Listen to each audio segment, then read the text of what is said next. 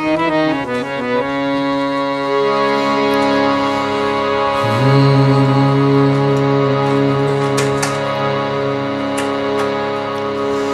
Guru Nitai Gaur Premanandi Hari Hari Bol.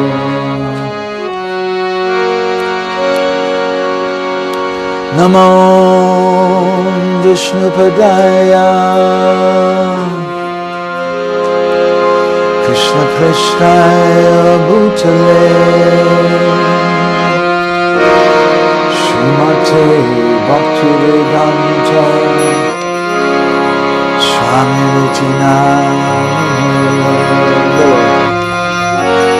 Namo Vishnu Padaya Krishna Prasthaya Bhutale Srimate Bhaktivedanta Swami Everyone all together, brother. Namaste Saraswati Deve Gauravani Pracharine Nirvishesha Shunyavadi Ashtya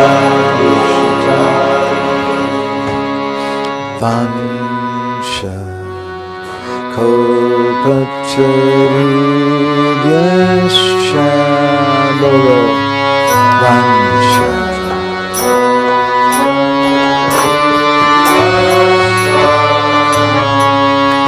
Vansha Kalpatarubhyascha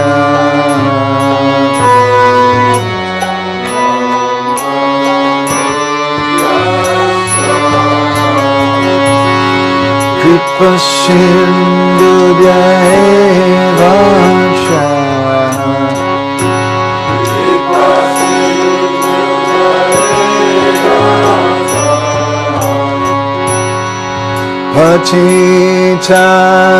Patitanam Bhavanebhyo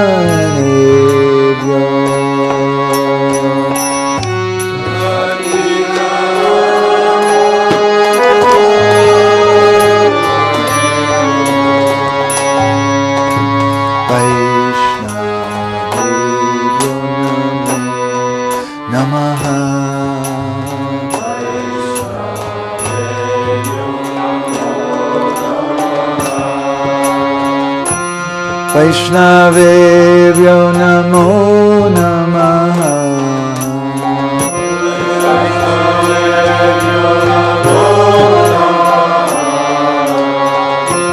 Vaishnavebhyo namo namaha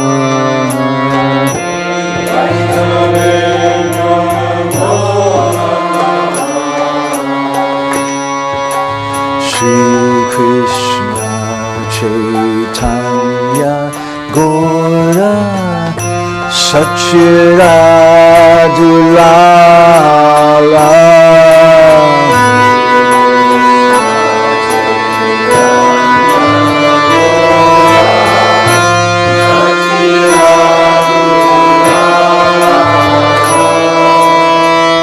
Shri Krishna Chaitanya Gaura Sachiradulala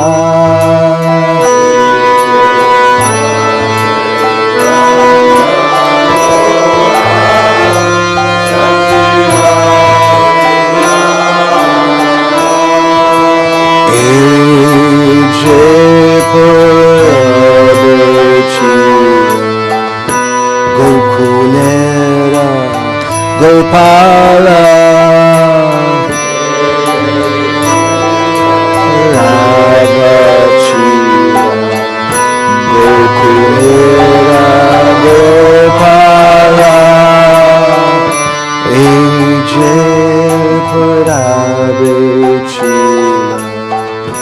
Gokulera Gopala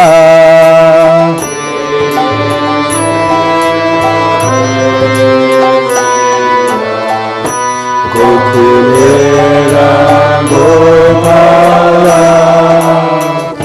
Keha को है जानकी वल्लभ छिला रामा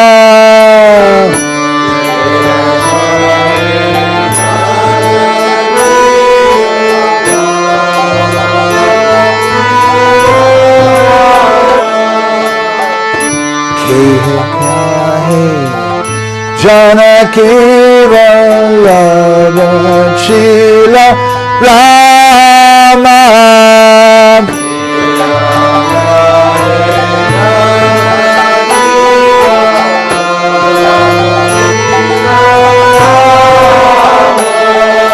कि बोले नंदलाल नव घन श्यामा बोले नंदलाल नव घन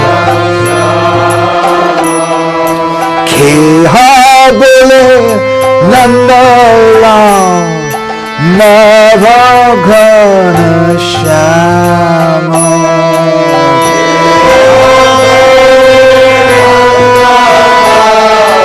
नव घन श्यामा पूर्वे कालिया छिला गोपी प्रेमे बोरा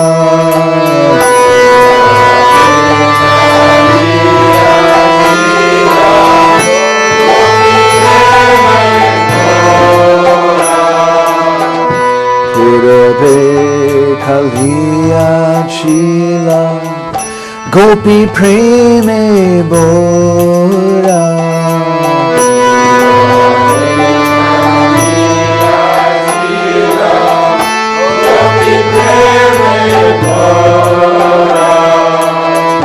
भाविया राधारा वराने होला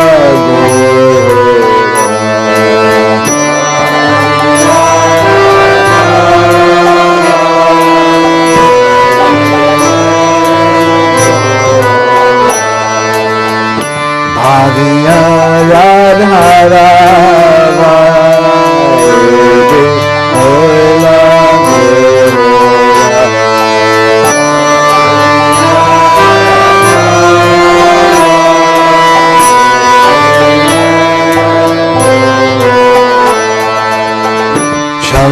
चल अरुणानयन अनुरागे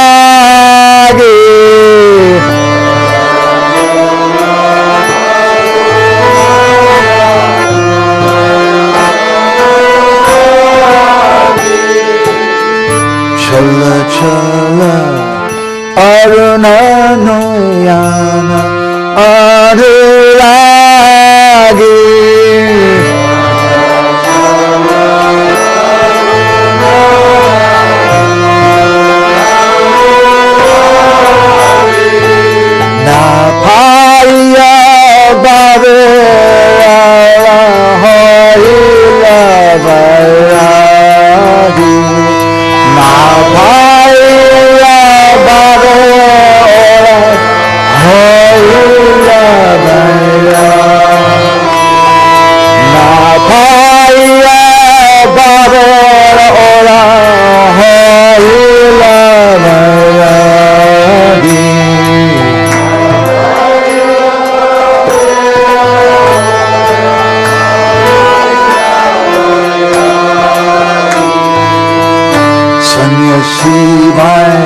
रगी होया भ्रम देशे देशे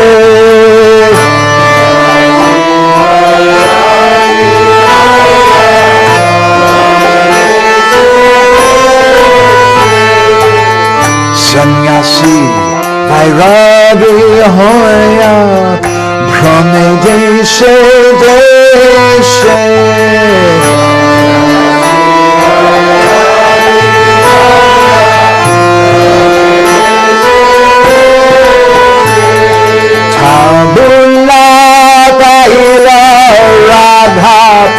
मेरा उद्देश्य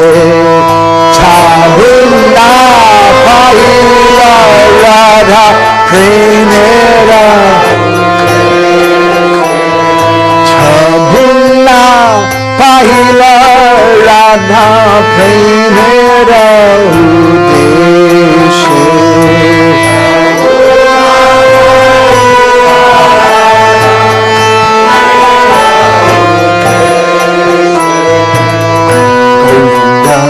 দাসিয়া কায়া কিশোরা কিশোরা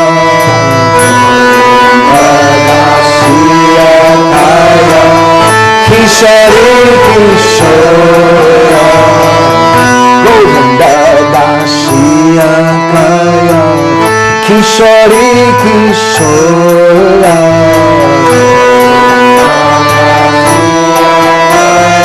কিশোরী কিশোরা গোবিন্দা দাসিয়া কায়া কিশোরী কিশোরা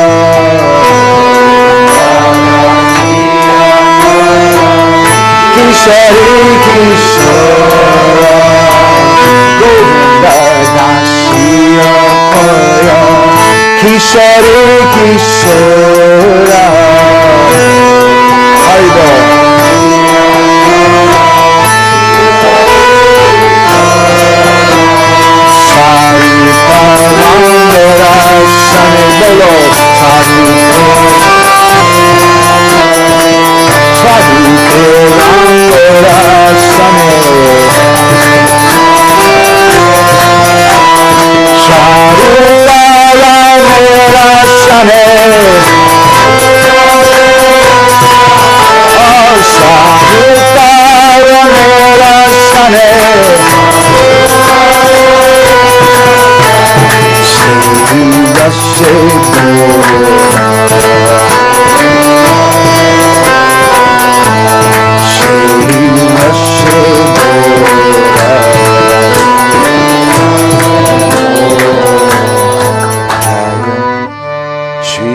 Krishna Chaitanya Prabhu Nityananda Shri Advaita Gadadhara Shiva Sari Gauravata Shri Krishna Chaitanya Prabhu Nityananda Shri Advaita Gadadhara Shiva Sari Gauravata Krishna Hare Krishna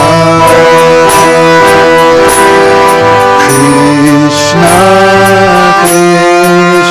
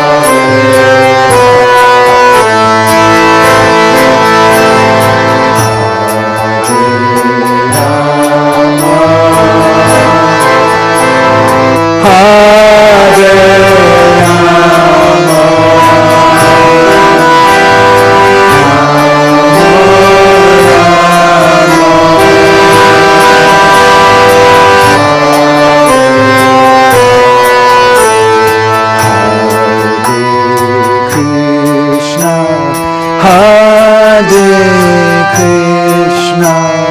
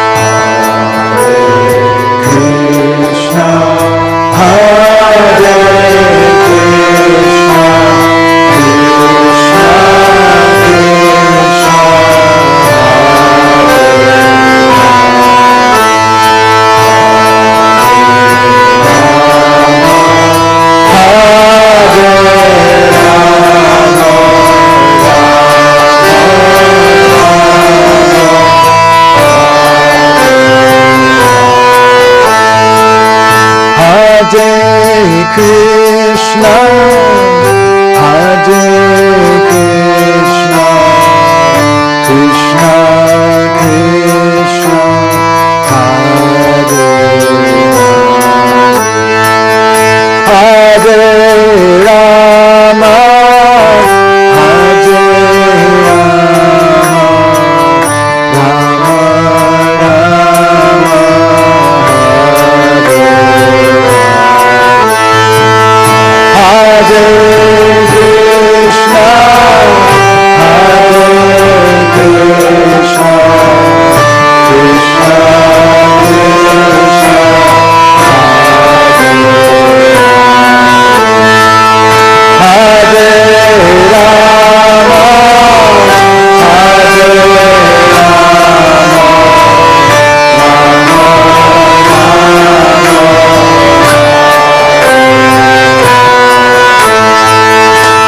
Hare Krishna, Hare Krishna,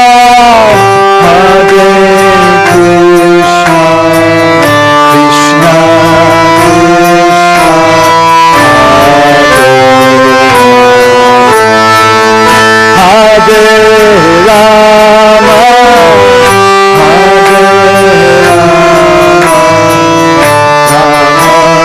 Hare Krishna, Hare Krishna, Krishna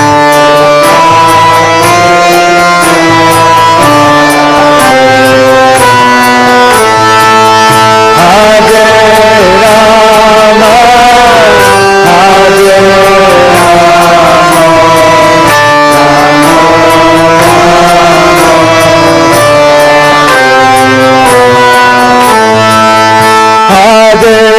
Krishna, Hare Krishna,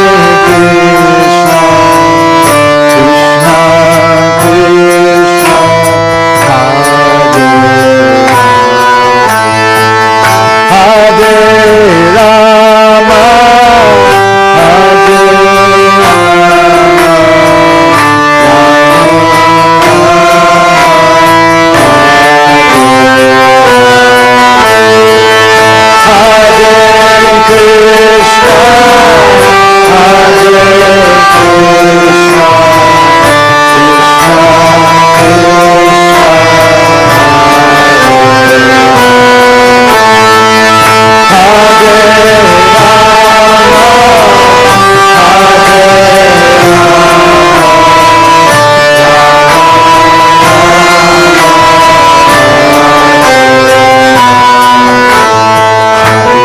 Krishna, Hare Krishna, Krishna Krishna, Hare Hare,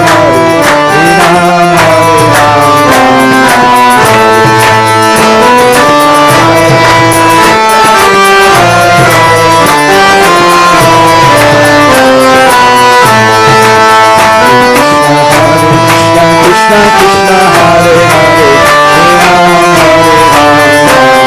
Rama,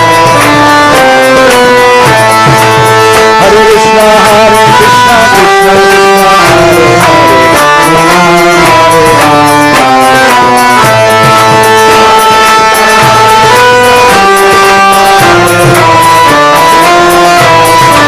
Hare Rama, Hare Krishna, Hare Krishna, Krishna Krishna, Hare Hare, Hare Krishna, Hare Krishna, Krishna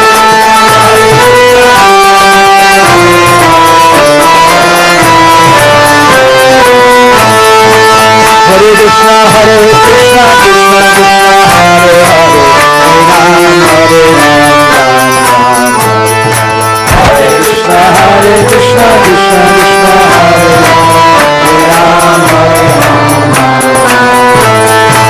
Hare Krishna, Hare Krishna, Krishna Krishna, Hare Hare,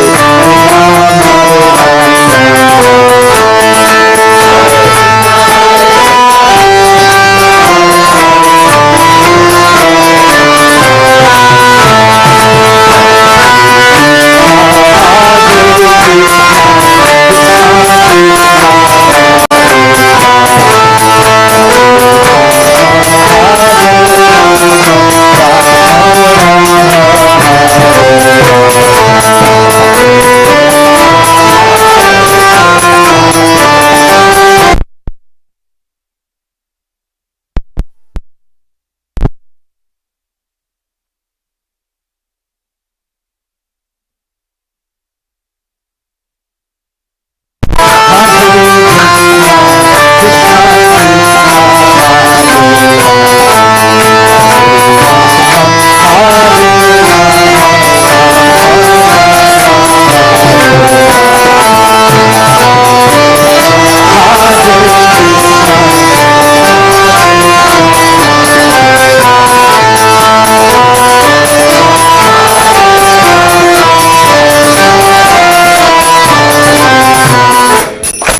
Hare Krishna, Hare Krishna, Krishna Krishna, Hare Rama, Hare Rama,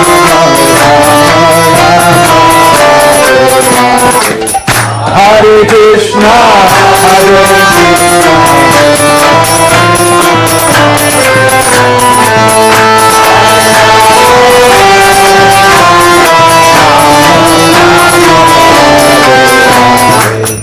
Hare Krishna. Hare Krishna,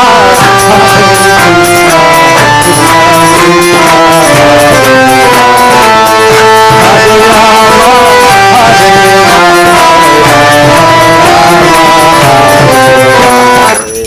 Hare Krishna,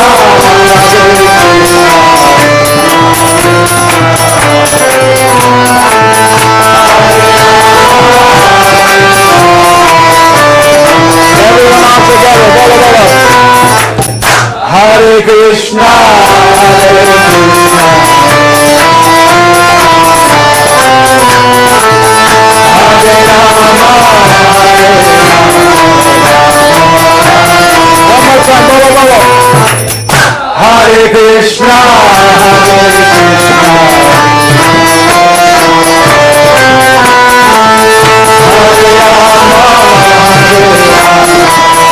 Krishna, Hare Rama, Hare Rama. Hare Krishna, Hare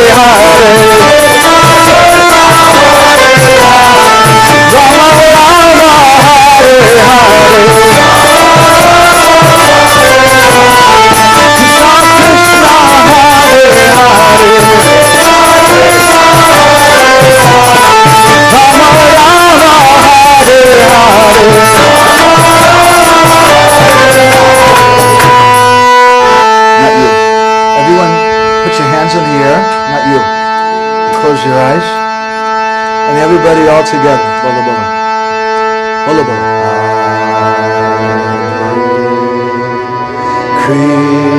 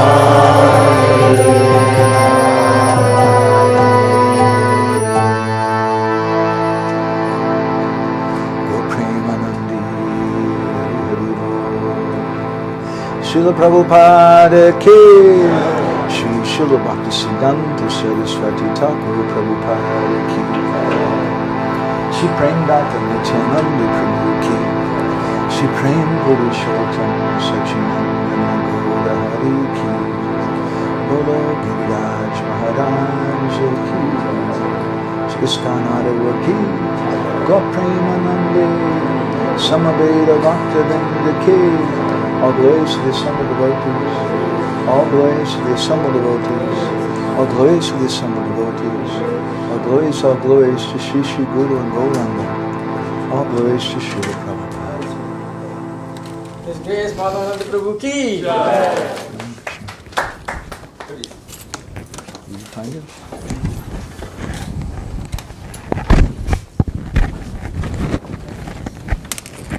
Yes, I got it.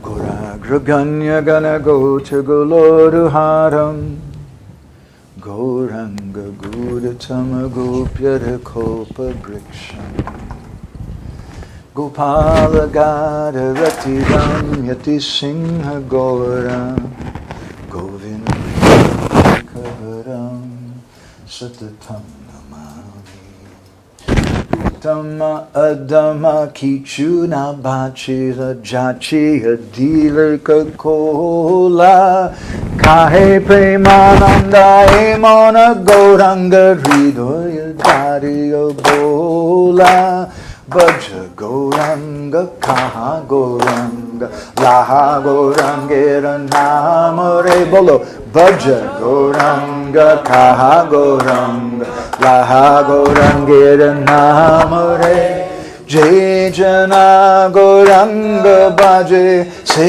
hoya mara kanare Jai jana goranga bhaje se hoya mara kanare Hare Krishna Krishna Krishna Hare Hare Hare Rama Rama Rama Hare Hare Bolo Hare Krishna Krishna Krishna Hare Hare Hare Rama Rama Rama Hare Hare Yasyaiva Padambuja Bhakti Labhya Prema Bhidana Parama Pumarta Tasmai Jagan Mangala Mangalaya Chaitanya Chandraya Namo Namaste Chaitanya Chandraya Namo Namaste Chaitanya Chandraya Namo Namaste Budgavirapi Gopala Srikriyat Kripaya Jari Tadaiva Sambhaya Pitva Rishiyustat Priya Janaha Shri Krishna Krishna Chaitanya Sasanatana Rupaka Gopala Raghunath Abda Brajabala Bapahimam Panchakopadarubhyascha Kripa Sindhubhya Evacha Patitanam Pavanebhyo Vaishnavebhyo Namo Namaha Jai Shri Krishna Chaitanya Prabhu Nityananda Shri Advaita Gadadhar Shri Vasadi Gaura Bhakta Vrinda Hare Krishna Krishna Krishna Hare Hare Hare Rama Rama Rama Hare Hare. So for the next few days we want to speak something from a book which we helped to compile called Embankment of Separation, which is a collection that were originally lectures given by our great spiritual master, Sri Srimad Gaur Govinda Maharaj. My spiritual master, I'll say a couple words about him for some of you who may not have heard of him. He was a disciple of Srila Prabhupada who stayed in Orissa. He was born in a Gaudiya Vaishnava family. And from his very birth, he was chanting Hare Krishna and worshipping the images of Radha Gopal Jew and like that. And Srila Prabhupada gave him some instruction that he should, several instructions. He told him to translate his books into Oriya language, to preach in Orissa, and also to travel around the world, give classes. And he told him to preach to the devotees. And he personally told me there were three things that were he was very concerned about. One is, he said, I want to preach to the preachers. It makes me very unhappy to see preachers falling down and going away. I want to preach to the preachers. The second thing he said is, I want to show that everything is in Srila Prabhupada's books. And that when people say that Prabhupada only gave ABC, I want to make them mum. And the third thing is, I want to show that everything is in ISKCON. And the devotees don't have to go outside of ISKCON to other Vaishnavas to so-called higher teachings, but we have everything here. And he instructed us that we should work to help uphold the prestige of Srila Prabhupada's mission. And he said the best way to do that is to have nice Krishna Katha and nice Vaishnava dealings. So I can't express what I owe to him in this regard. And we're just trying in this talks to repeat a few things that I've heard from him and a few things that we've chewed on. In the Bhagavatam, in 3rd Canto, Chapter 6, Text 36, Maitreya Muni is describing his qualification for speaking. And he says there that whatever I've heard from the spiritual master that I remember, because we can't remember everything, right? Whatever I've heard that I remember, and whatever I've understood, because even amongst the things that we hear, we don't understand everything. I'll speak that to the best of my ability. He said, otherwise my words will be unchaste. So that's our situation today. We started off with this wonderful song by the poet Govinda Das. We could speak about this for a long time. Better I don't. But I would like to say a couple words about it. For those of you who are a little linguistically interested, there's the word Gora. And when we've transliterated this correctly, the song says Sri Krishna Chaitanya Gora. It's not spelled G-A-U-R-A, which is the way it's usually spelled when we transliterate. But this time it's spelled G-O-R, long A. And what is that? Gora, spelled in that way, means the same as Gora. But it has another special kind of meaning. It's a compound word, 2 words, Go and Ra. Go means Govinda, and Ra means Radha. And that personality, who is a combined form of Govinda, Radha, he's Gora. I have a Nam stamp of this same name. And this name also is very dear to us too, because with the blessings of the Vaishnavas, we hope to have a research institute in Jagannath Puri, and we wanted to call it G-O-R-A, which is now as an acronym standing for the Odia Research Association. So, with the blessings of the devotees. So I hope everyone read the translation as you were singing along with this. He's speaking about, in a general way, how that same personality, who's the son of Mother Yashoda, now he's become the son of Mother Sachi. And previously he had a blackish complexion, but now he's golden because he's come to try to understand, to try to taste the mood of Srimati Radharani. So really this book, Embankment of Separation, the purpose I think that Gaur Govinda Maharaj had in speaking these talks was to help devotees to understand Sri Chaitanya Mahaprabhu in a deeper way. Sometimes devotees, they think, well, Chaitanya Mahaprabhu is kind of like the beginning stage. Nitai Gauranga, that's the beginning. And then when you graduate, you go to Vrindavan and Radha Krishna and the Kunjas like that. But don't misunderstand. This Gora Tattva is the highest peak of the wave of Gaudiya Vaishnavism. It's our most esoteric and deepest topic. And it's something which hasn't always been spoken about so much in our society because we have a lot of new devotees, a lot of us are new devotees, but we should understand something about these subjects. I'm fighting with my phone. So, with Sri Chaitanya Mahaprabhu, there's 2 purposes in his coming. There's a Bahiranga Karan and an Antaranga Karan. There's an external purpose and there's an internal purpose. So his external purpose is to spread love of God, Krishna Prem, through Harinam Sankirtan. That chanting is the Yuga Dharma for the age of Kali. Chaitanya Bhagavat describes.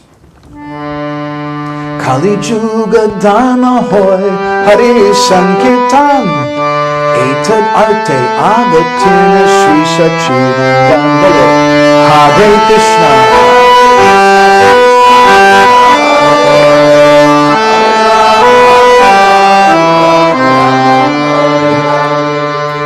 Kali Yuga Dharma hoy Hari Sankirtan. The Dharma in Kali Yuga is chanting the holy names. Etad Arte Avatana Sri Sachinandan. It was for this purpose that Sri Sachinandan, the son of Mother Sachi, came. He incarnated to establish this. But this is his external purpose. And he also has an internal purpose. And unless we understand both purposes, then how are we really going to get what Sri Chaitanya Mahaprabhu came to give? As Srila Bhaktisiddhanta once described to a group of disciples at Radhakund, he said, for so many days we've been speaking about the Upanishads, philosophy. He said, but now is the time you should understand something about Radha Krishna Leela. And he told the devotees, he said, I know you're not yet ready for this, but you should know that such things exist. So I'm not a qualified speaker, and I don't know how many devotees here are qualified, but we should know that such things exist. And in Srila Prabhupada's society, such things should exist. If we don't understand something of what we're going for, how will we accomplish it? You may be studying mathematics in first grade, but you should understand there's something called calculus. There's something called algebra. You may not understand very much about that. It's just kind of a word. But you understand that's my goal. I want to understand higher mathematics. And so I'm beginning in this lower stage. But if we don't have the goal, Bhaktivinoda Thakur, he says that one of the anarthas is tattva vibrahma, not understanding tattva. And of tattva vibrahma, he says that not understanding what is our goal. We should understand very clearly what is the goal. And there's a difference between theoretically understanding something that is our goal and imitating something or trying to practice some higher type of bhajan. So,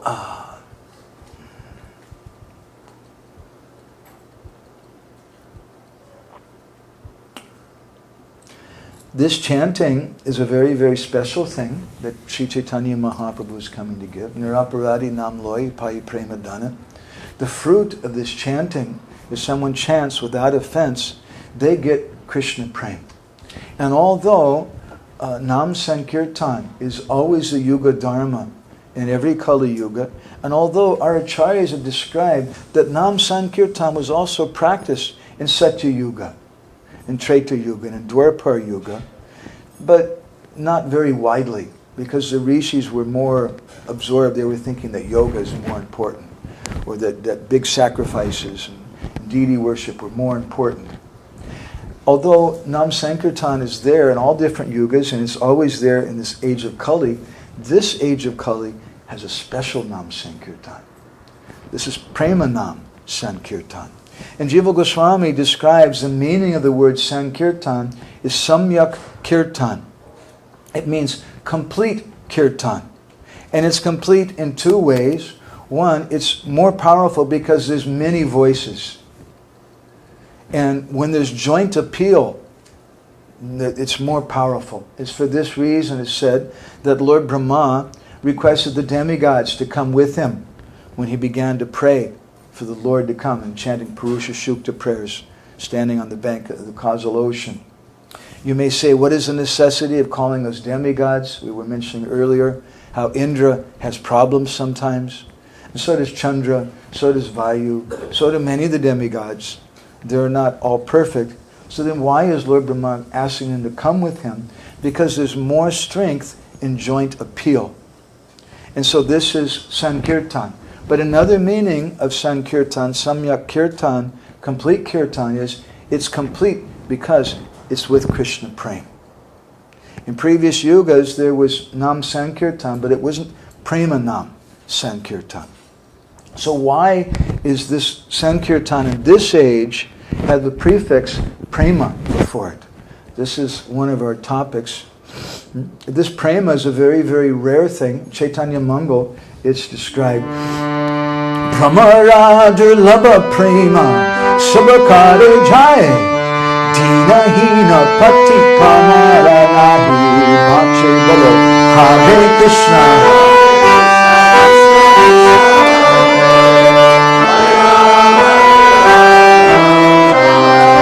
Paramana Durlabha Prema. Even it's very difficult for Lord Brahma to get this prema. But Dinahina Patita Pamara Nahi Bache. Sri Chaitanya Mahaprabhu is giving this to everyone in a very, very free way. So this is the Bahiranga Karan, or the external purpose of Sri Chaitanya Mahaprabhu. We say external because there's really, I don't know a better way to say Bahiranga.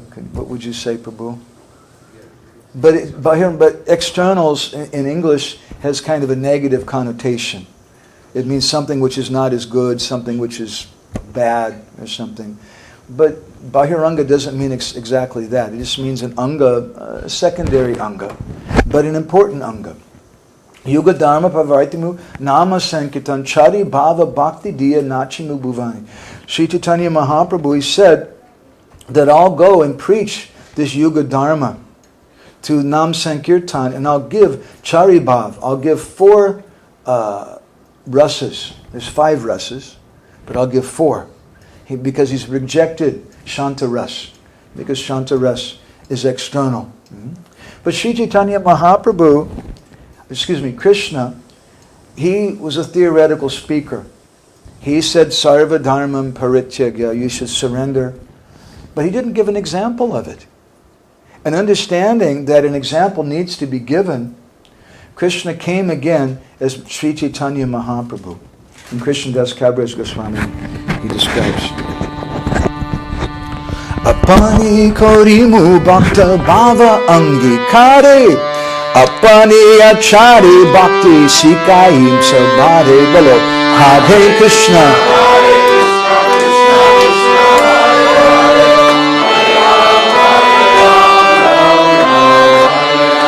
Apani na khaile dharma shikana jai, Eita Siddhanta Gita Bhagavata Gai. Hare Krishna, Hare Krishna, Krishna Krishna, Hare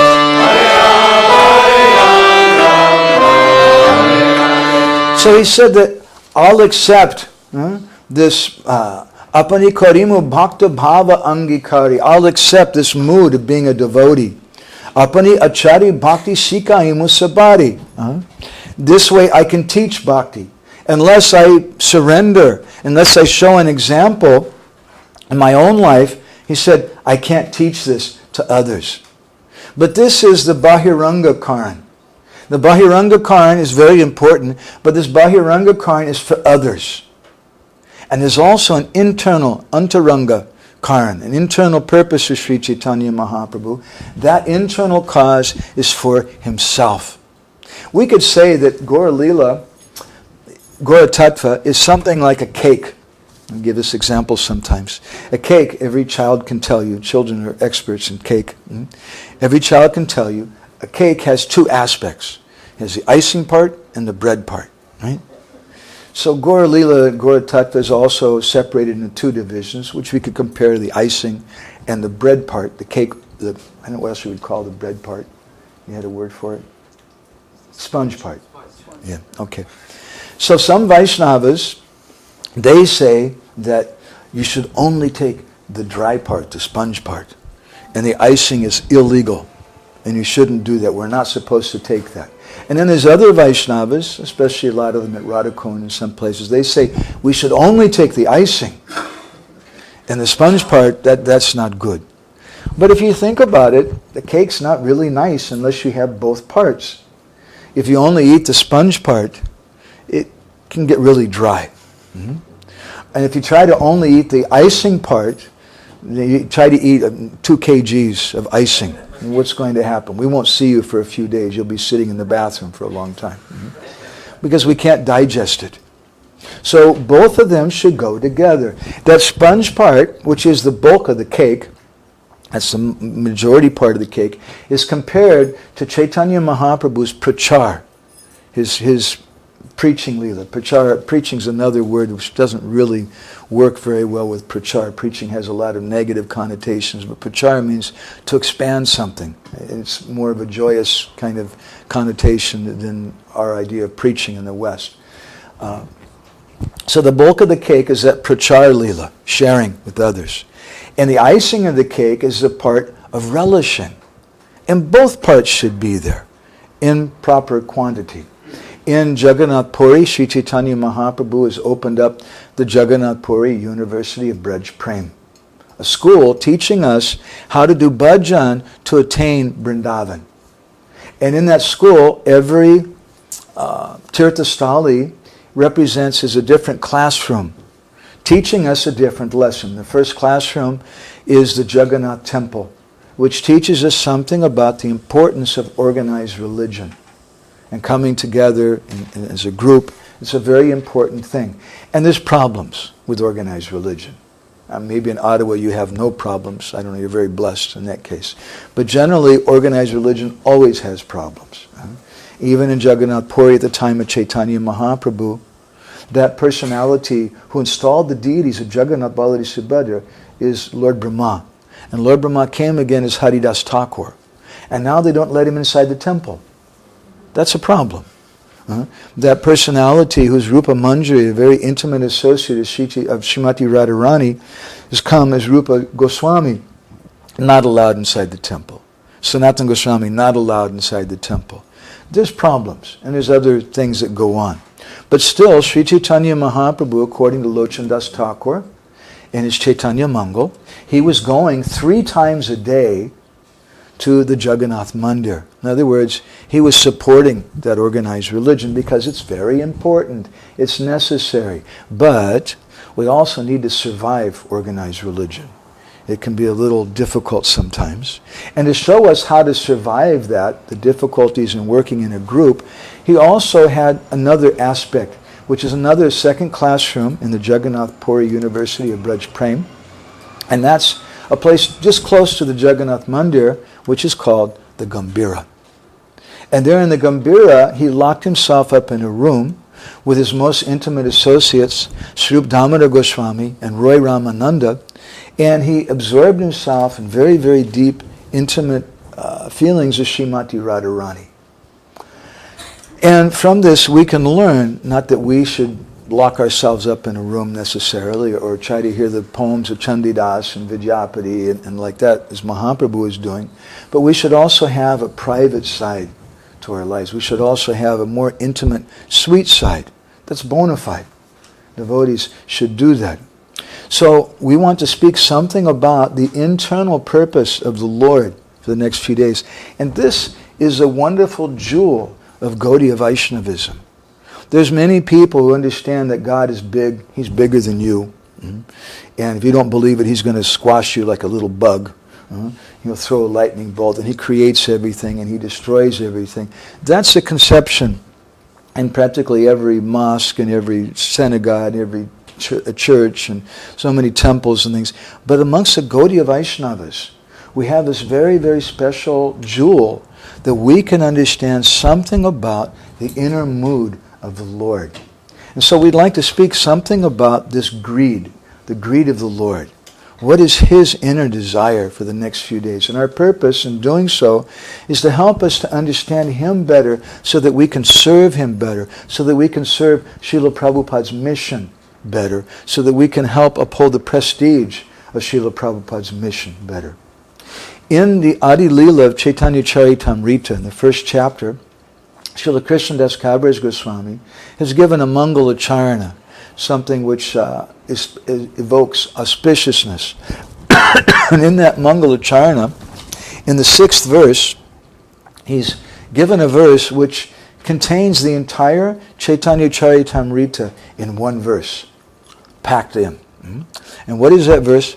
Sri Radhaya pranaya mahima kiddiso vanayaiva swadyo yena bhuta madhurima kiddisova madhya sokyam chasyamanana bhavatam kiddisam veti lobhad tadbhavadya samajani sachi garba sindhu harindu.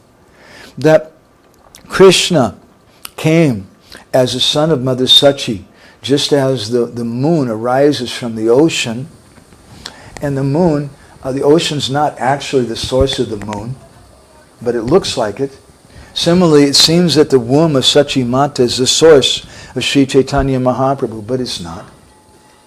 Sri Chaitanya Mahaprabhu emerged from the womb of Sachi Mata like the moon emerges from the ocean to fulfill 3 desires. Because there were 3 things in Krishna Leela, 3 desires which were left unfulfilled. This is an amazing conception. Even in Vaishnavism, in India, the Lord is Purnatama. He's the most complete person. He's aptakam. He's completely self-satisfied. He has no material desires, no desires for anything. But still, there's 3 desires he has which are not fulfilled. And we'd like to speak something about this for the next few days with a number of different stories and allegories and things. So Krishnadas Kaviraj Goswami begins by stating, Shri Radhaya Pranaya Mahima Kiddiso. Kiddiso means what kind? What is it? He wants to know. What is it? Shri Radhaya Pranaya Mahima. What is the Pranaya Mahima? Mahima means glory.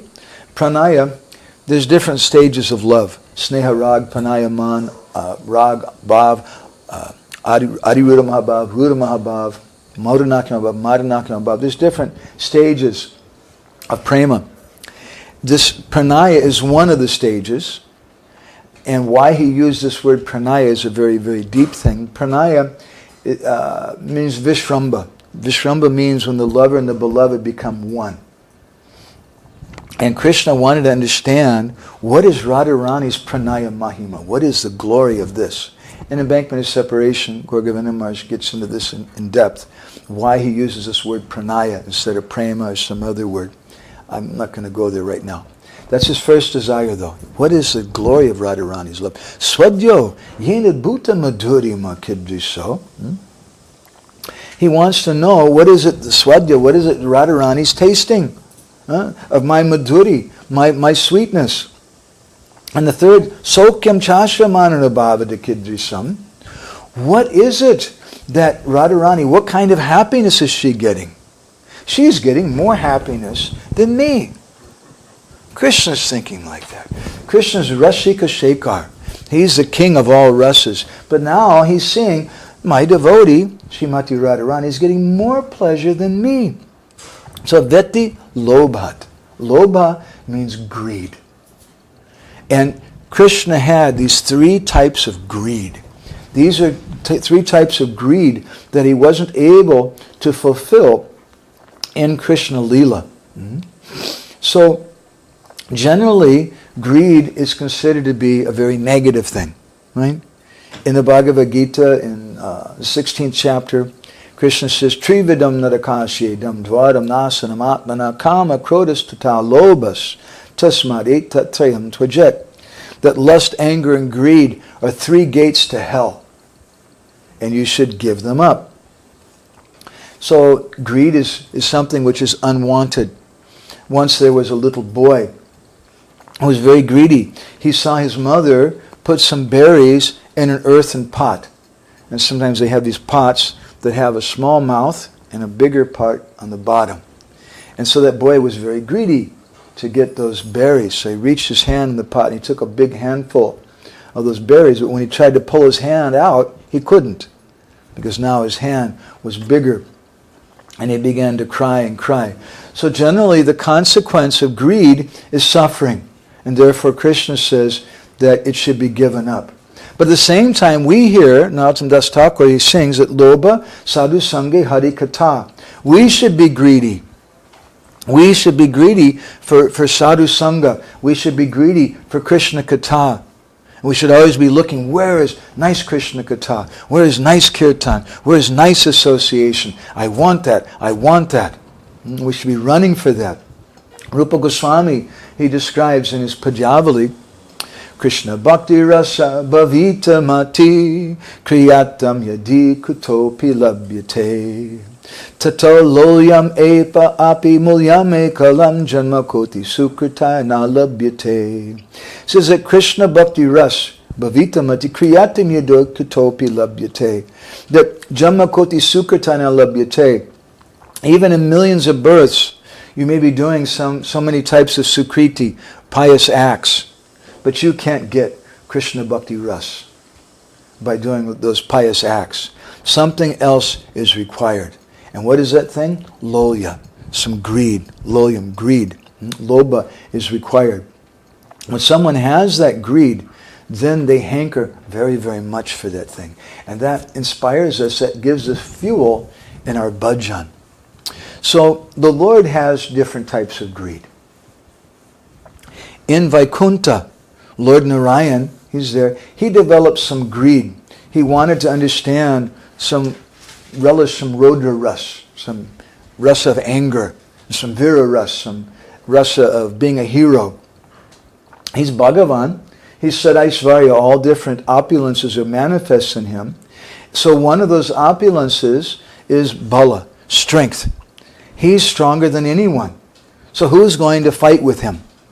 But he had this desire, just like a very powerful person. They lifting weights all day long. They get big, big muscles. And you have to use them. You have to do something with it. Or sometimes someone is studying Shastra day and night, and they're not doing really any other service, just studying Shastra. Then you have to do something with that. You have to go debate with somebody. If you have big muscles, you have to go and fight with somebody. So, who can fight with the Lord? So by the arrangement of Yoga Maya, the two gatekeepers of Vaikuntha, Jai and Vijay, they were cursed by the four Kumaras to become demons for 3 lives. And Vrindavan Das Thakur says 4. And Gauralila they also came as Jagai and Madai. So they first came as Hiranyakashipu and Hiranyaksha. Then Ravan and Kumbhakarna. And then Sishupal and Dantavakra. And in these 3 incarnations, the Lord Vishnu, he relished fighting with them. And so when Jai came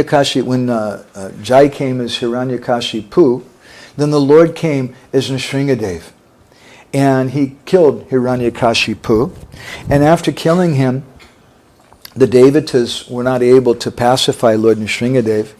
He was a very, very difficult person to approach. Everyone was afraid of him. So then they saw Prahlad, this little boy, and they said, "You go." And they pushed Prahlad Maharaj forward. And when Lord Nrsingadev saw Prahlad, his anger went away. And he became anugra, or peaceful. And he took Prahlad on his lap.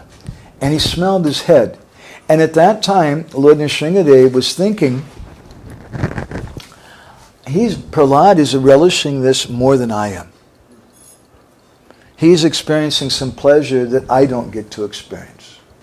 Because I'm treating him like my son. But Lord Nrsingadev has no mother, no father. Who is the father and mother of Lord Nrsingadev?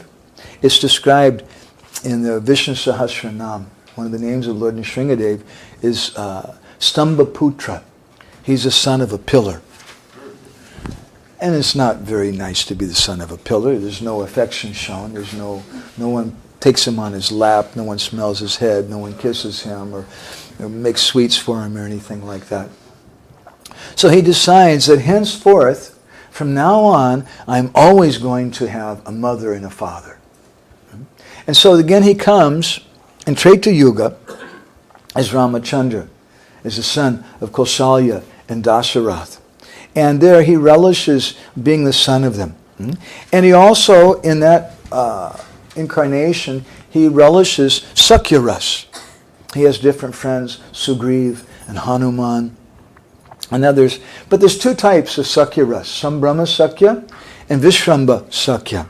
Sambrahma Sakya means friendship, but with awe and reverence. You may be a big, big weightlifter, and some little skinny guy comes and wants to be your friend. But he's afraid of you. And he's a friend, but it's not the same kind of friendship as someone who's like an equal. Right? So Sambrahma Sakya means friendship without any awe and reverence. Sambrahma Sakya means friendship with awe and reverence, and Vishramba Sakya means without any awe and reverence. So Lord Ramachandra developed this greed. I would like to understand, I would like to relish friendship that doesn't have any awe and reverence to it. And so then in Krishna Lila, Krishna came again. Lord Ramachandra came as Krishna. And in Krishna Lila, the cowherd boys, they come before Krishna, they say, Tumi Ami Saman, you and I, we're equal. Tumi Keno Bharo, how are you great, Krishna? I'm better than you. Sometimes Sridhama, Vishwanath Chakravarti Thakur, he says, that Sri Rama sometimes he stamps his feet on the ground. And he says, okay, Krishna, come here. Let's get into it, okay? He said, don't try to impress us. Don't try to tell us you're a big man. We know who you are. You're not a big man. You're going to try to tell us you killed Putin as a baby. We heard all about it. The Brahmins were chanting mantras. And the Brahmins, they killed Putana. What did you have to do with it? And don't try to tell us that you lifted that big mountain. We were there. We saw Nanda Maharaj and all the cowherd men holding up the mountain with sticks also. Said, look, Krishna, you're always saying you're a very powerful person, but now you're in front of Sri Rama. And I challenge you to a fight. You come, and Sri Rama is going to beat you. And they speak like that with Krishna. And Krishna gets so much pleasure from it. And sometimes Krishna carries the boys on his shoulders. Who can conceive this? What churches or synagogues or temples in the world do they have the conception that God can be submissive to his friends and even defeated by his friends? It's a very, very confidential thing. So, in the pastimes of Lord Ramachandra, this type of Sakya Ras is not relished. And so Ramachandra, he developed some greed for it. How can I taste this thing? And that was fulfilled as Krishna avatar. Similarly, in Rama avatar, the Lord, he's known as Maryada Purushottam. He's the personality, the best of persons who strictly follows all the Vedic rules and regulations. Lord Ramachandra is Maryada Purushottam. Krishna is Leela Purushottam, the best of the performers of pastimes. And Sri Chaitanya Mahaprabhu is Prema Purushottam, the best of personalities who relish Krishna Prem. So Lord Ramachandra, he's ideal in all respects.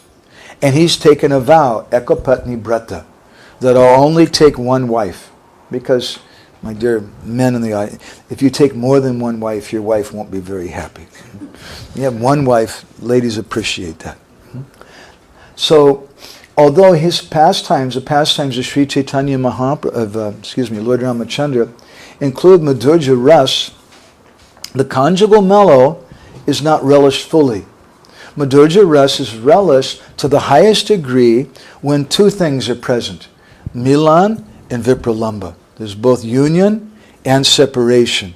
Otherwise, it's not fully relished. So in Ram Leela, Ravan kidnapped Sita, and later Ramachandra banished Sita to the forest. There's some separation in Ram Leela between Sita and Ram.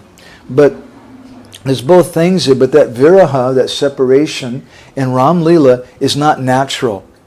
It's forced, and therefore it's not completely relishable. So Rupa Goswami, he's described in Ujjwal Nilamani 4 types of separation. Purva ragas tatamana, prema vachipchamatchapi, prabhasas katitamja, vipralambas chaturavida. 4 types of separation, beginning with purva rag.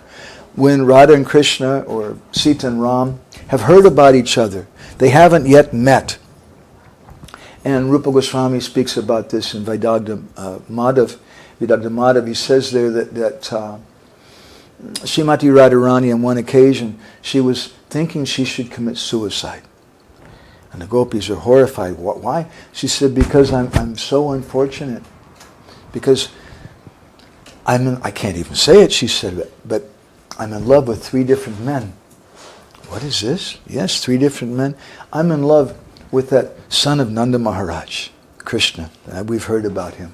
And I'm also in love with that cunning young boy who's in the picture that Chitra Sakhi made. And sometimes it's not an ordinary picture. Sometimes that cunning young boy in that picture, he winks at me. And he makes faces.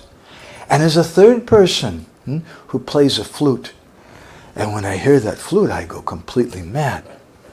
And Lalita said, hey, Radhe, it's okay. Those 3 persons are the same person. So this is Purvarag. Radha and Krishna have not yet met. Rupa Goswami describes in another place about Purvarag. He says that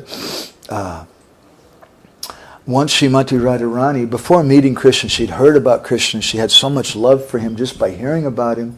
She made a garland of champak flowers. Champak flowers are very beautiful yellow colored flowers, sometimes white or yellow, and they have a very strong fragrance. She made a garland of champak flowers, and she sent it with one of her duties, one of her messenger girls, who in turn gave it to Madhavananda. And Madhavananda came and put that garland on the chest of Krishna.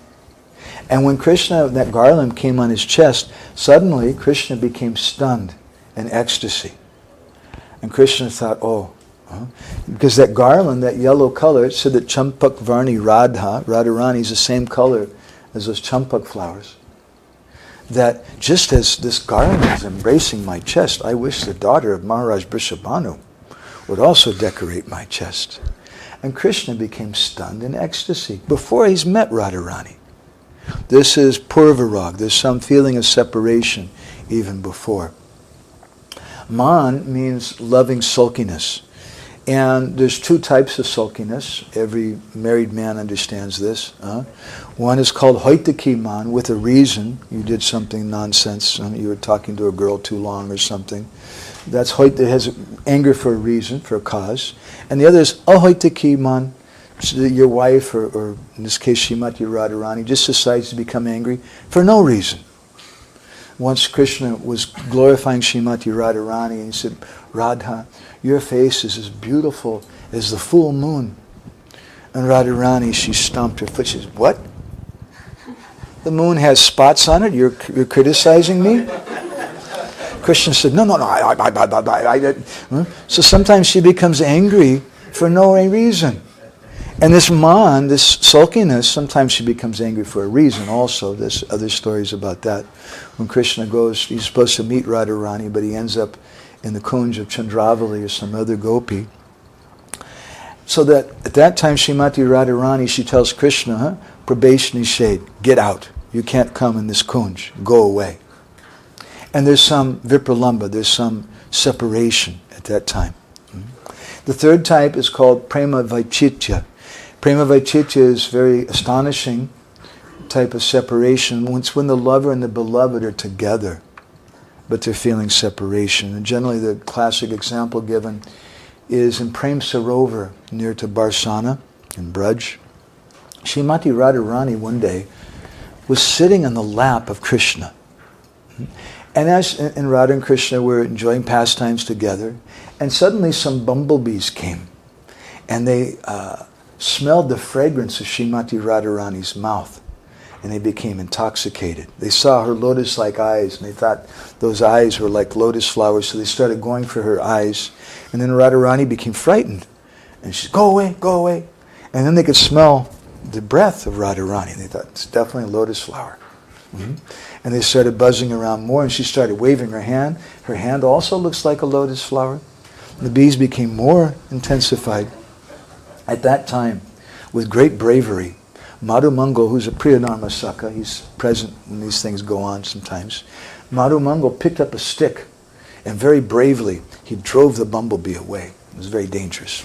But he drove the bumblebee away, and then with great pride, Madhavananda announced, Madhusudan is gone.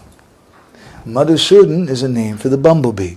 But Madhusudan is also a name for Krishna. And Srimati Radharani, she's sitting on Krishna's lap, right? When she heard Madhavananda say, Madhusudan is gone, she thought, oh, my Pranavallabha Krishna, he's gone? She's sitting on his lap. And she starts crying, feeling separation. And Krishna, seeing the mood of Radharani, he starts crying. And the combined tears of the divine couple formed that pond, which is still there today, called Prem Sarovar. So this is Prema Vaichitya, when the lover and the beloved are together. And this Prem Vaichitya has a lot of significance also, because at that time Krishna was thinking to himself, the love of Srimati Radharani is very contrary. When there's union, she feels separation. And when I'm not present, she feels like there's union. So better that I leave Vrindavan and enhance the love of Srimati Radharani and glorify Radharani. That's another topic. So those are the first three types of separation. And the fourth type is prabhas. And there's also two types of prabhas. There's dura prabhas and sudura prabhas. Dura prabhas means from a distance. Prabhas viraha. That's when Krishna goes to Kamyavan or some forest of Braj, and the gopis can't see him for 3 or 4 hours or something, and they're feeling so much separation. But Sudura Prabhas is when Krishna goes to Mathura or Dwarka, and the gopis don't know if they're ever going to see him again or not. So, in Ram Leela, there's some viraha, there's some separation. But it's not natural, and it's not fully relishable.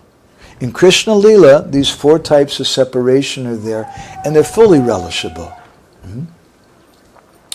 So, this viraha is the highest thing. Srila Prabhupada is described in Teachings of Lord Chaitanya. He says, in Prema Vilas, there are 2 types of emotional activity, separation and meeting. That transcendental separation is so acute that it's actually more ecstatic than meeting.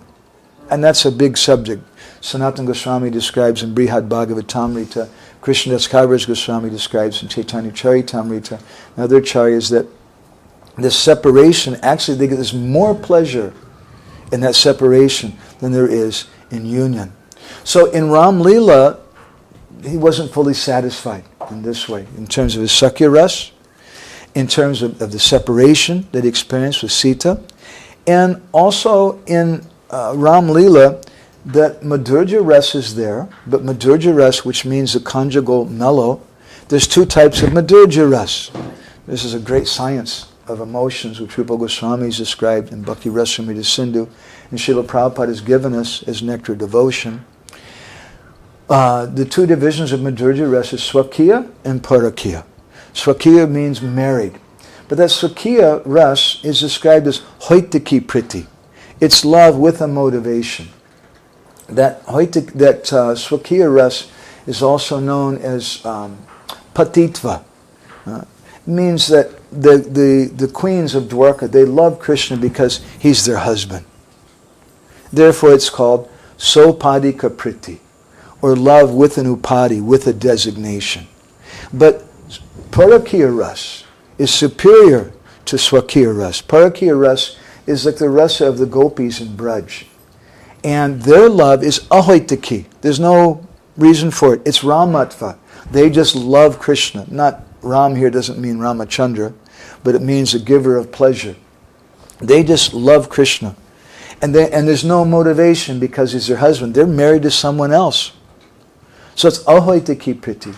And it's nirupadika priti. There's no designation in that. Not that we're married to you. And so that love doesn't have any other cause.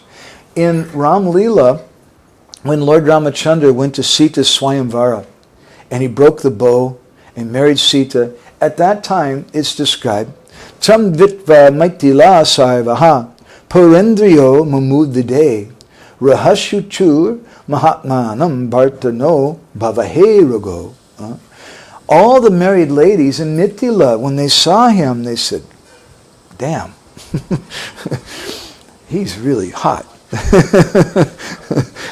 They all wanted to marry Lord Ramachandra. And they approached him in a secluded place, and they said, please, you accepted Sita, would you also accept us? And then Lord Ramachandra said, look, I'm really sorry, but I'm Maryada Purushottam. I'm the best of husbands, and I took this vow, Ekopatni Brata, I'll only accept one wife. So he told them that I can't marry you in this incarnation, but I'll come at the end of Dwarpar Yuga, and then you'll become Braj Gopis. Similarly, after Lord Ramachandra married Sita, and he defeated Lord Parshuram, he went to the land of Koshala. And when Lord Ramachandra was going through Koshala, all the ladies who saw him there, they said, wow, they wanted to marry him like anything. And similarly, in his heart, Lord Ramachandra gave them the benediction that they could become Braj Gopis in their next lives.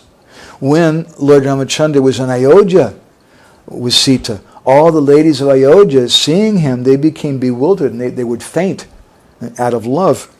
And they took a vow to obtain Lord Rama as their husband. They began doing austerities on the bank of the river Sarayu. And after doing austerities for many years, suddenly a voice, an Akashvani, a voice from the sky came and told them that stop your austerities. In Dwarpar Yuga, in a forest on the bank of the Jamuna, your desire will be fulfilled. There's no doubt. Similarly, when Dasarath ordered Lord Ramachandra he was forced by Kaikeyi to order Lord Ramachandra in exile, Lord Ramachandra, along with Sita and Lakshman, he went to the Dandak forest. And at that time, when the rishis of the Dandak forest saw him, it's described, Gopala Saka Sarve Dandakaranyavasina Jayanta Satatam Mamvai Rasartam Janatat Para. When they saw Lord Ramachandra, they were all worshippers of Gopal, and they were doing austerities to enter into the Ras Leela, meditating on the Lord. So when Lord Ramachandra came before them, the Uchuste Yamna Gopalo, they said, hey, this is our Gopal. This is a personality that we're worshipping in this Gopal mantra. Uchuste Yamna Gopalo, Vamsi Vetri Vina Prabhu. He doesn't have a flute and a stick, but this is our Gopal. Ittam Vicharya Manasa, thinking like this in their mind and heart. Namas Chakras Tutim Param. They fell down on the ground and they began offering prayers to the Lord. And at that time, Lord Ramachandra told them, Varam Vinita Munaya Sri Ramastan Uvachaha Yata Sita Tata Sarve Bhuyasma Iti Vadana. Excuse me. Those rishis, they told him, Varam Viniti Munaya. Varam means a benediction. Sri Ramastan Uvacha, please Lord Ramachandra, Yata Sita Tata Sarve. Just as Sita is, we'd like to be also. Let us become. And Lord Ramachandra told them, how can we do that? Lord Ramachandra, he said, Yatahi Lakshmano Bhrata Tatta Pratyo Varo Yadi Adyaiva Safalo Bhavyo Bhavabir Mat Prasangata. He said, if you would ask this of my brother Lakshman, I would make arrangements today. No problem. He said, but I made this vow, Ekapatni Brata. I can't do this thing. It's not possible for me to accept you in this incarnation. He said, Tasmatu madvarena api dvarparante bhavishyata nanoratam karishyami bhavantam vanchitam param. So my benediction, at the end of Dwarpar Yuga, you'll become like Sita. And at that time, I'll fulfill your wish, your desires. And so many examples are given in Ram Leela. In the Panchavati forest, when Lord Ramachandra was staying there, some Aborigine girls saw him and they became tortured by lust, seeing the beautiful form of Ramachandra. And they grabbed a hold of Lord Ramachandra's feet and they told him that we're going to give up our lives if we can't marry you.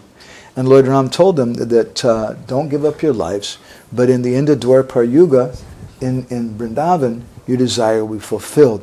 Similarly, is another story. Then after Lord Ramachandra banished Sita to the forest, and why did he do that? That's very confusing for some people, because he's Mariyata Purushottam.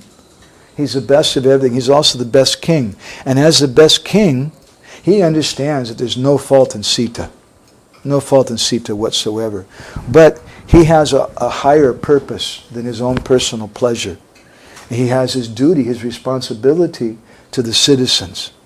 And so although he knows that Sita is faultless, still, because some people were criticizing him, one washerman in particular, there's a story in the Padma Purana, which I won't go in that direction of, a very interesting story there, how this washerman was cursed in his previous life by, and he, when his wife didn't return till late at night, he criticized, he chastised her, don't think I'm a wishy-washy guy like Ramachandra, and I'm just going to accept you back like Lord Ram accepted Sita back. And when Lord Ram heard that, he thought, oh, this is very, very bad. They're not giving proper respect, because if there's no respect to the leaders, then how can things go on? It's required. Every project, every community, every country needs some kind of leader. And if the people don't have faith in the leaders, then how will things function? This is the dysfunctional situation we find ourselves in Kali Yuga in so many places today. So Lord Ramachandra thought, my duty, my primary duty, is to the citizens of Ayodhya, even beyond my own personal pleasure. I know there's no fault in Sita, but this is my duty. I have to do this thing. So then Lord Ramachandra, he banished Sita to the forest. But then after he'd sent Sita away to the forest, he was a little confused. What am I going to do? Because I'm supposed to perform yajna. That's the duty of a king. But when you perform a yajna, you're supposed to do it with your wife. But you banished your wife. So he asked some advice from Vasishta Muni and the different rishis who were there. And they advised him that you should take another wife. It's no problem. You're a king. Many kings, they do like that. But Lord Ramachandra was very stubborn. He said, no, I've taken this vow, Ekopatni Brata. I'll not accept another wife. So then what can I do? So they said, well, there's one thing you can do. The deity is considered to be non-different from the personality. So you have a golden deity made out of Sita. And that deity can take Sita's place at the yajna. So Lord Ramachandra did that, and Lord Ramachandra performed many, many sacrifices, hundreds of sacrifices. And in each sacrifice he had a brand new deity of Sita made out of gold. And so after some time these deities are non-different from Sita. But one day those Sitas, those deities, they're sitting in some go-down, some closet together, and they started complaining. This is not very good. He's our husband, he married us, but he's not staying with us, he's just putting us in this closet, this is very bad. And so they approached him and they said, look, you got to take care of us, you promised us. And Lord Ramachandra said, I'm sorry, but I can't. I made this promise, Ekopatni Brata, I'll only accept one wife. And those ladies, they replied to him, Katam chasman nagrinasi, bhajante maitila sati, adangi, yagyakali, susatatam karya sadhani. We're all Sita. There's no different. We're all Sita. The chaste daughter of Mithila. We're half of your body. At the time of the yajnas, we were your assistants. Dharmishtas tvam suti daro, dharma ved basase katam, karam grihit katyagasi, tatta papam avapshasi. You're dharmavat. You're someone who knows dharma. You're a pious person. So why are you speaking like an impious person? First of all, you take our hand in marriage. You do this panigrahana. And now you're rejecting us. This is very bad. You're going to get a sinful reaction for this. They chastised Lord Ramachandra like this. And then Lord Ramachandra, he replied, Samichinam vacha satyam. Yes, okay. What you're saying is true. Yusma bir gaditam chame ekapatni bato ham hi rajarsi sita ya kaya. But I took this vow to only have one wife. Tasmaduyam dvapayante punye brindavane bane bhavishyata karishyami yusma kam tu manoratam. Therefore, at the end of Dwapar Yuga, you'll all take birth in the land of Vrindavan, and there I'll fulfill your desire. So in this way, the yajna Sitas, they also became gopis. So in so many different incarnations, the Lord had desires which were not fulfilled, but they were fulfilled in Krishna Lila. Another example, Gauranga. Another interesting example is there of Matsya avatar. When the Lord Bhagavan came as Matsya, he's swimming around in the ocean, and there's a lot of female fish there. And when those female fish saw him, they said, that's one hot fish. And they all fell in love with Matsya. And Matsya avatar at that time, he told them, look, I'm really sorry, I'm a fish, and my business is to save the Vedas, but I can't marry everybody this time. And so those fish, they took birth also in Braj as gopis. And in this way, so many different personalities came because the Lord had so many different desires which were not fulfilled. This is the greed of the Lord.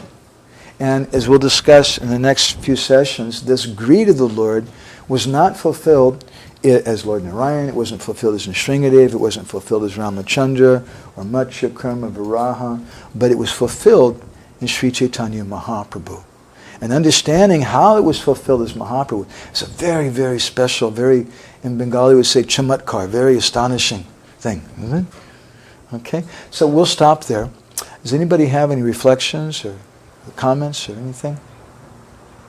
questions, Prabhuji? Well, this is amazing, very intricate topic. There's a lot of levels there that you're opened up and for you to hear more. I was thinking also, so that the Lord has all these varieties of greed or hankering for more love. Is it possible for the jiva to also manifest some of this variety of different hankering for different types of love? Well, of course, we have greed in this world, which is a perverted reflection. Yeah, that's the bad thing. But can we have this other thing? Yes. We're also, the devotees, the disciples of Srila Prabhupada, they're crying when Prabhupada left, and they have this greed, they have this hankering to see Srila Prabhupada. An ordinary person, if you were to see them crying like that, you tell them, go to a psychiatrist, you need to have a counselor.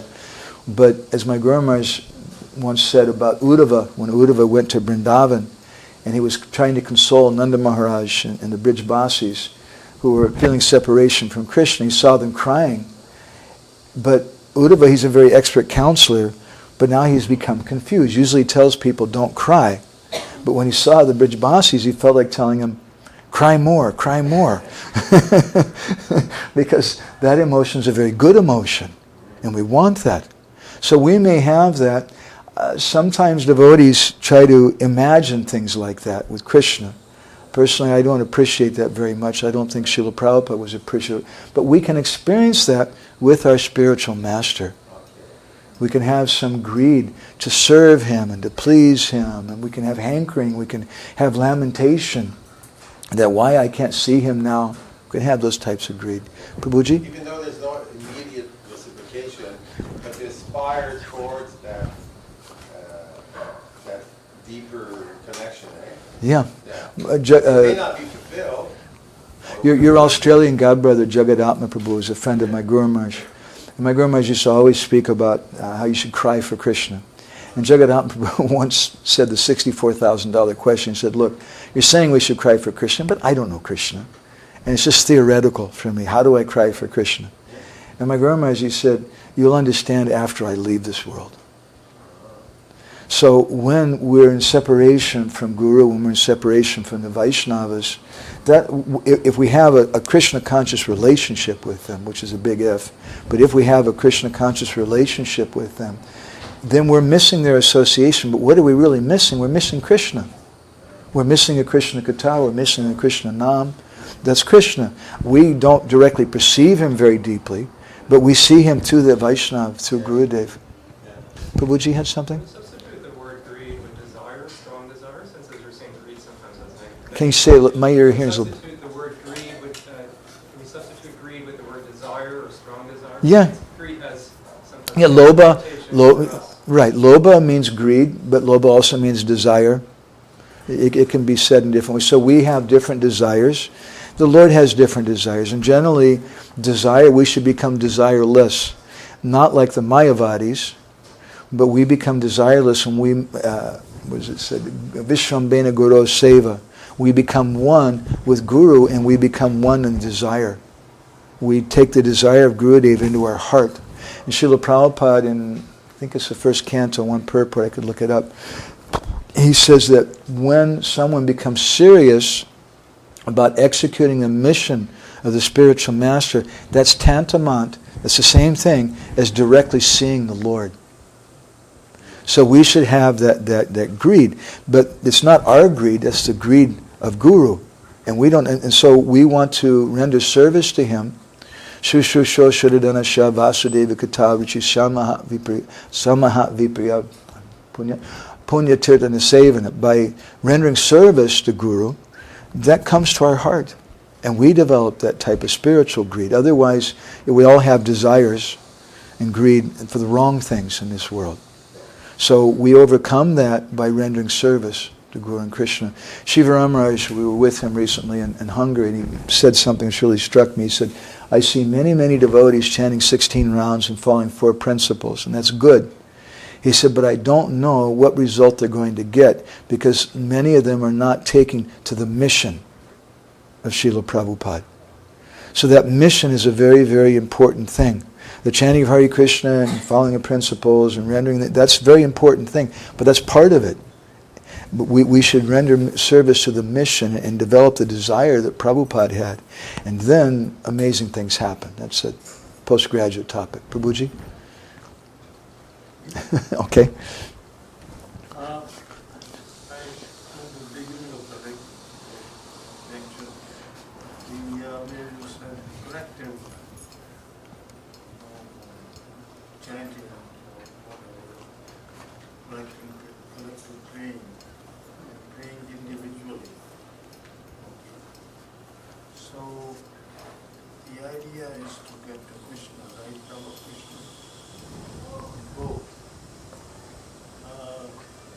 Sometimes I feel that I have more intimate, personally, relationship Right. when I'm on the Indian chanting on my own or with the groups or something. When you get very close to me, I Yeah, so feel that both things are there. I'm there. Yeah.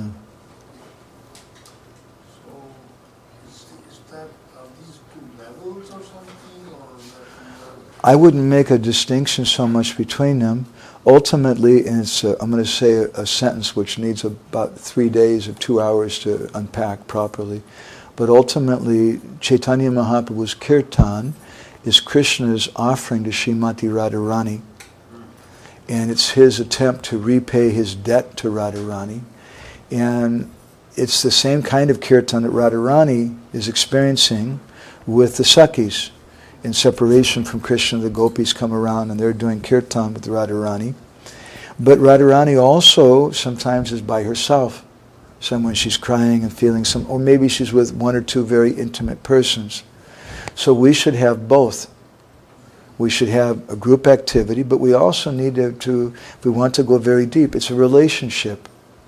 If a boy wants to have a relationship with a girl and they meet in school, then they can go to football games together and to the dance and different things like that. But if they really want to go deeper in their relationship, they need to be alone sometimes and just speak amongst themselves. And so we also need time alone with the holy name, but that should be a very, very introspective time by chanting. Is that okay? Sri Prabhupada,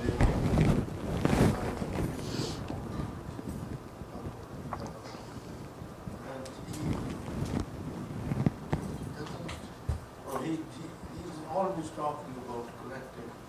You don't get a chance to, for example, do a gathering, then he is saying that some places had meditation, knowledge, and third one is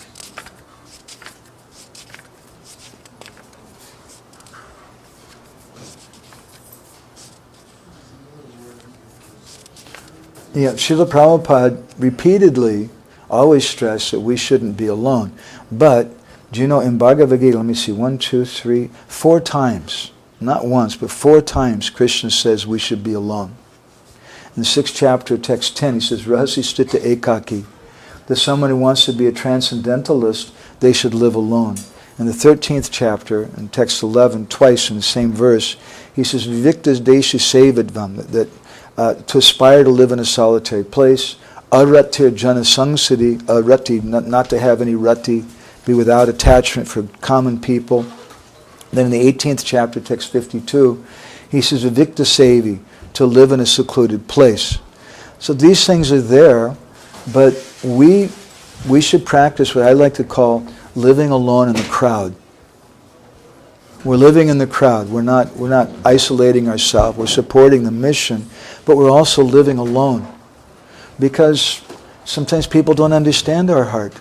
And bhakti is a very, very deep, personal, emotional thing. And if I go and try to explain some deep feelings in my heart to common people, something may get broken. Something may get spoiled. It may hurt. I may let that out. Therefore, our acharyas describe there's some things we have to keep confidential. And Srila Prabhupada, we were mentioning in Shyamasundar Prabhu's book this morning, that part 2 of his book, I forget what the book is called. Chasing Rhinos. Chasing Rhinos, wonderful book. he's mentioning how Prabhupada was at this Sadhu Samaj. And later Prabhupada was telling the devotees, he said, previously I was at a festival like this, and there's so many things I didn't speak to them because they weren't qualified to hear. So it's not that Prabhupada's just telling everything to everybody at the same time. There has to be some appropriateness. So there's also there's importance to being secluded. And Prabhupada himself spent a number of years in Vrindavan at Radha Damodar temple, chanting 1 lakh a day by himself, just crying. And there's many things we could say about that too. Prabhuji? I was wondering if there was a period in this time where talking about Radha and Krishna, a little fluent in it, you turn into a sahajya. Yeah. I don't know if it's because of the Gopi Baba Club, Papa Band, Bill Baniship, and all that. Has that attitude changed in this con, or it's still You could answer that question better than me. I wasn't present at that time.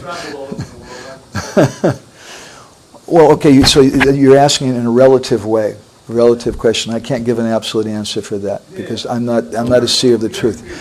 My relative person, I personally am not very happy in some places I go in the world because devotees come. Sometimes Matajis will come to you in certain parts of the world. I won't say where, and they say, "Prabhuji, I had a dream, and Mother Yasoda came to me," and they have some.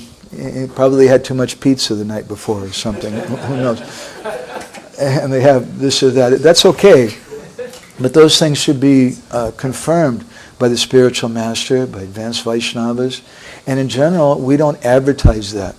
Once one devotee in Australia, he was doing a lot of drugs before he was a devotee, LSD and things. And he came to my Guru Maharaj. He's my Guru Maharaj's disciple. And he said, "Guru Maharaj, I was chanting, and I saw Lord Nrsingadev." And Guru Maharaj got close to him. He said, very good. He said, "Don't tell anyone." So we may have some vision or something, but I'm not so inspired by advertising that or talking about that. We have the mission of Srila Prabhupada. Not in that sense, in the sense that like they're speaking about All about Radha and Krishna and all like this. classes and presentation, it seems to be okay. Some places. I had a dream, but Yeah.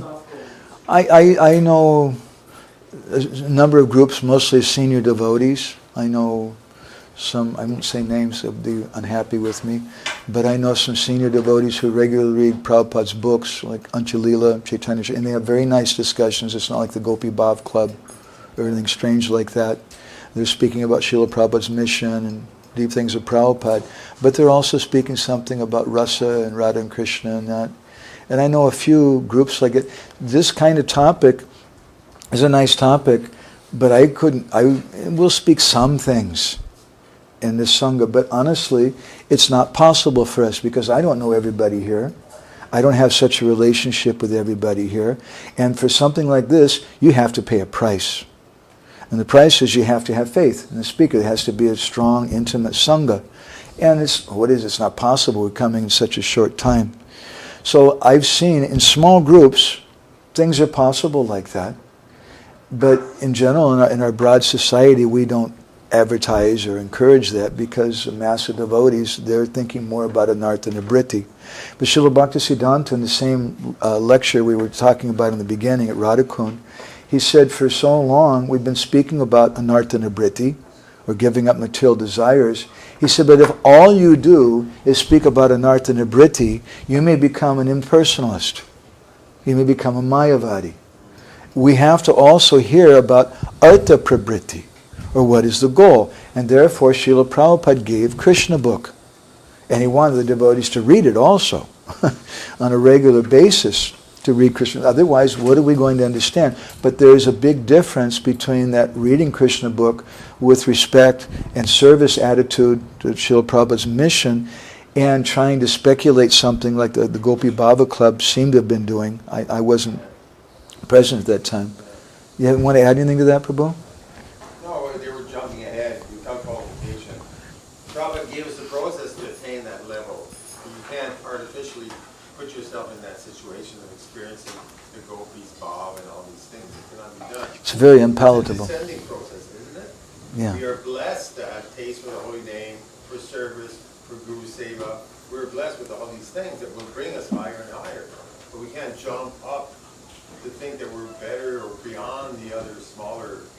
One thing that I have seen I've seen in a number of places that I find very, very disturbing to me is some young devotees now, because now there's many books available.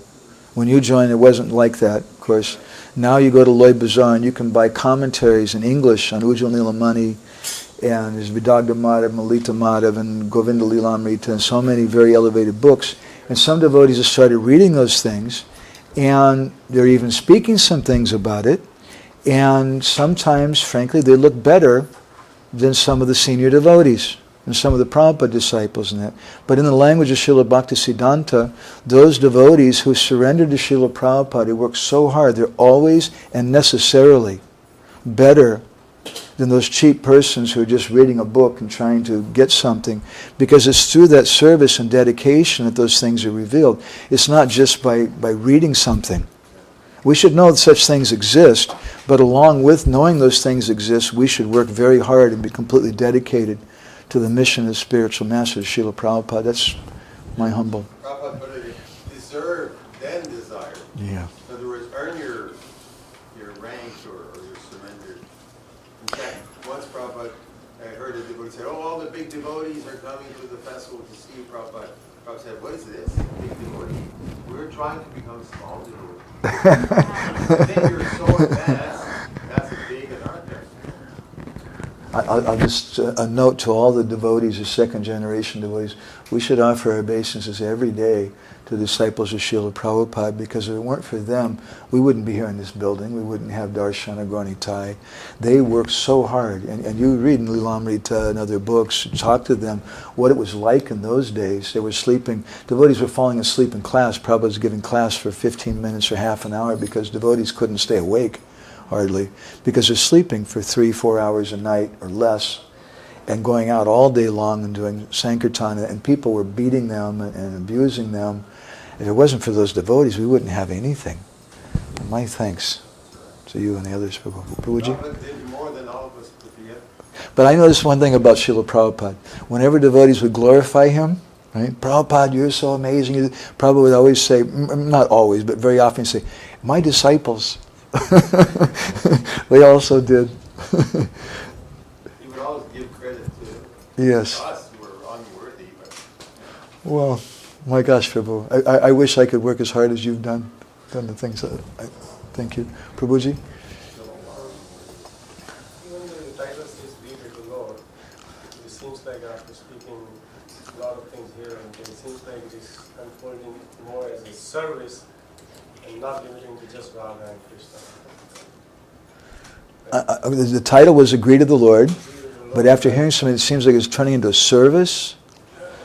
I mean, you said that greed the Lord is what Lord desires, and Yes. how we satisfy Him, and we can see that through serving spiritual master and doing this and doing that and all those things, that way we satisfy the Lord and His greed or His desire. So the service attitude by doing all that the service is coming under that greed of the Lord. What is the Lord's greed? And this is a big topic. He wants to understand the mood of the devotees. And we read in Chaitanya Bhagavat, and I'll finish with this comment because I know we're getting late. We read in Chaitanya Bhagavat that Sri Chaitanya Mahaprabhu was serving all the Vaishnavas, as Nimai Pandit. The devotees would go and take bath in the Ganga, and while they're in the Ganga, he would take their cloth and fold it very nicely. He would render services to them in so many different ways, and the devotees would become very disturbed. What are you doing? No. And Mahaprabhu said, no, please, let me serve you. That was his desire. And his bhajan, it's a long, very esoteric and very deep topic to discuss. I don't think we're going to have time for this, but I'd at least like to say it, and devotees can contemplate it and try to understand this on your own. But Sri Chaitanya Mahaprabhu's bhajan is his service to Srimati Radharani. Think about that. It's a very deep thing. He's Krishna, but he wants to repay his debt to Radharani. And because Radharani doesn't want anything for herself, Krishna tells the gopis in the Ras Leela, Naparayaham niravadya samyajam sasadu krityam vibudaya salpi. If I said everybody else, I promise yayatam mam prapadyante tam sataiva bhajamyaham. I reciprocate however they approach me. But you don't want anything. So how do you reciprocate with someone who doesn't want anything? Yapratiyatu sadhana. He says, let your own glorious activities be your reward. And that indicates Chaitanya Mahaprabhu. He's Krishna. He came in a debt of love. If I owe somebody 10,000 US dollars and I try to give you 10,000 Indian rupees to repay the debt, you won't be satisfied. We have to repay the debt in the like currency, in the same currency. And Krishna's debt to the gopis is a debt of love. And in particular, their love is expressed through their bhajan, through their hearing and chanting. So for Krishna to repay his debt to the gopis, he has to come and he has to hear and chant. So this is his primary service, and we're assisting that. And we're assisting the persons who are assisting the persons who are assisting the persons who are assisting. And this is the kirtan of our sampradaya. And there's no lacking in our line whatsoever. By serving Srila Prabhupada and our acharyas, someone's going to get all the same benefits of Nikunja Seva, serving Radha and Krishna in Nikunj, and all these very high things will come through that service. But if we don't do that service and we just try to chant on our own, that's nice, it's very pious, but Prabhupada told the devotees in Hawaii, speaking about some devotees who had left ISKCON and left the mission, the service, and were just chanting, Prabhupada said it may take them thousands of lifetimes if it is chanting without service. That mission is very, very important. And our mission is to help Krishna to repay his debt to Radharani. You can think about it. It's a big topic. Okay? We'll stop there. Guru Prasad Prabhu, am I in trouble? Now we can repay you. Hare Krishna. Now what we should do is we should go out and try to help Sri Chaitanya Mahaprabhu repay his debt by doing Harinam. And I have to, I don't know if I'm going to be going with everybody, so please forgive me. It's been very intense for me the last few days. But we should try.